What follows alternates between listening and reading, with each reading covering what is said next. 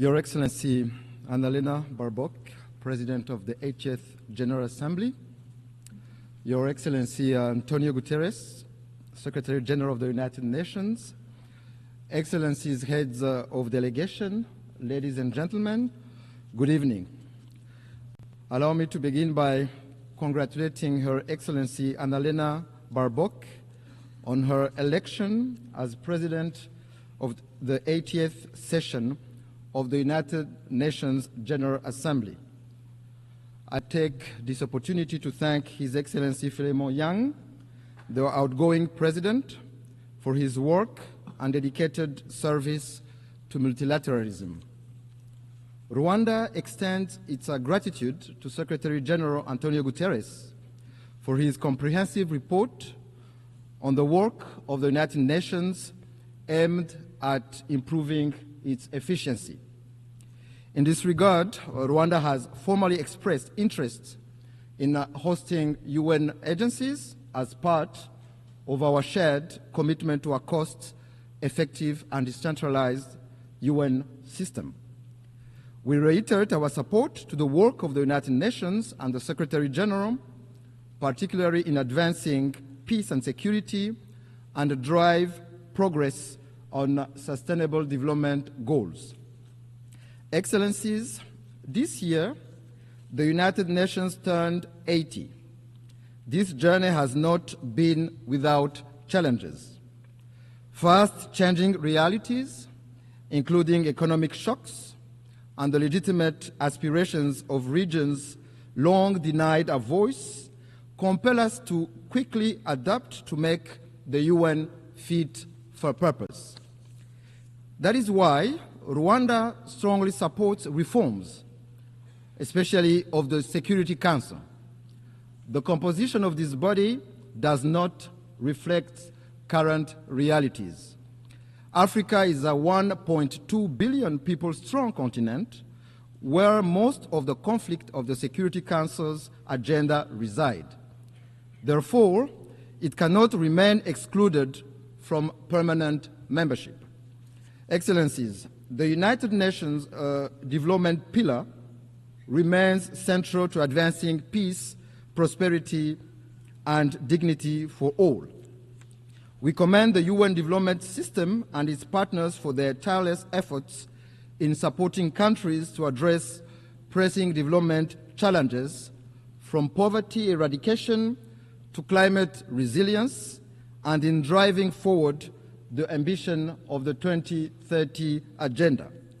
This 2030 Agenda for Sustainable Development embodies our collective aspirations for a just, inclusive, and prosperous world where no one is left behind.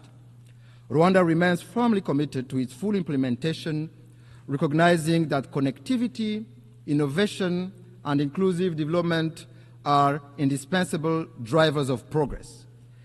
Despite global challenges such as the existential threat of climate change and widening technological inequalities, Rwanda has taken bold steps to align national priorities with the SDGs. These efforts demonstrate that development, connectivity, and environmental stewardship can move forward hand in hand. Yet, the persistence of unequal access to finance, technology, and markets threatens to widen the gap between those with means and those without. In this context, solidarity among nations through development cooperation has contributed to bridging development gaps. However, we believe that it is time to transition from aid to trade, enabling developing countries to become self-reliant in a win-win partnership. Mr. President, Excellencies, Rwanda regrets the politicization of development cooperation, which is used by some development partners for partisan political reasons and interests. Let me recall that every nation is sovereign and cannot be forced to choose between its security and development. Development aid must serve as a tool for solidarity and progress, not as a weapon of coercion. Excellencies, the history of the 1994 genocide against the Tutsi in Rwanda called on us to become global advocates for a peacekeeping that always puts civilians first. We pay tribute to the men and women who have worn the blue helmet and who have paid the ultimate sacrifice in the service of humanity. Their legacy is written in the history of the United Nations and lives on through the lives they helped save. But peacekeeping must be judged by its results. For the sake of the millions who look to the UN for protection, we must ensure that peacekeeping remains true to its purpose.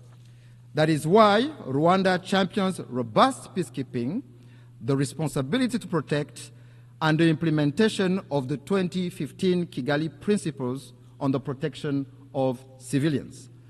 Moreover, Rwanda has led calls for sustainable peace financing, both in Africa and globally.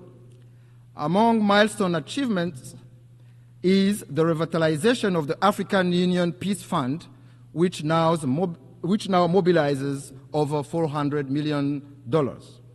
As a direct result, the Security Council decided to finance 3/4 of African Union peace operations for the first time.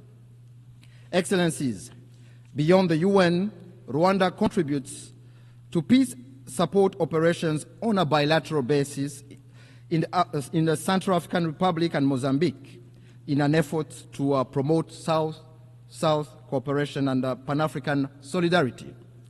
Major progress has been recorded in both countries in the restoration of state authority, capacity building of local security forces, and the fight against terrorism.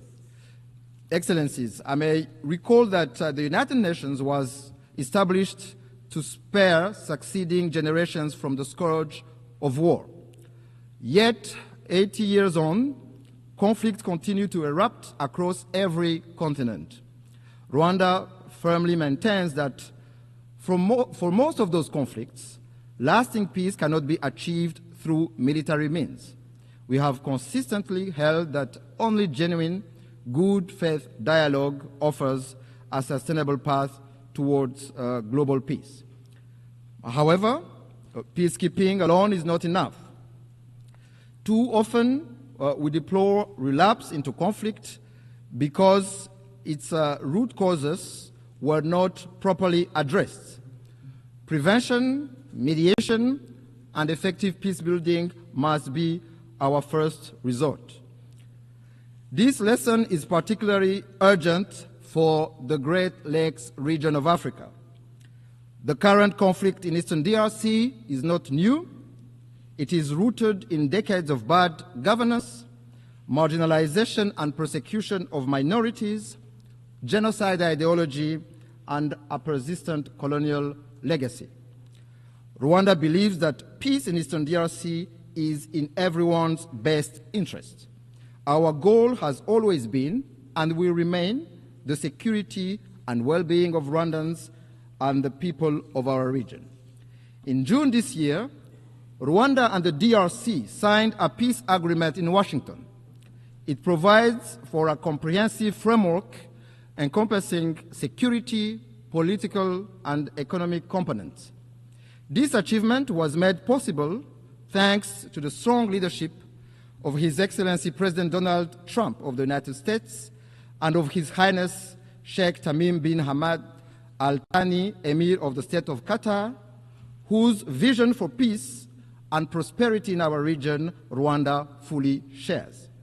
We also acknowledge the vital role played by African-led initiatives, notably the joint EAC-SADC process, supported by the African Union mediation, for their efforts in favor of peace. Nevertheless, since the signing of this peace agreement, progress has been moving slowly.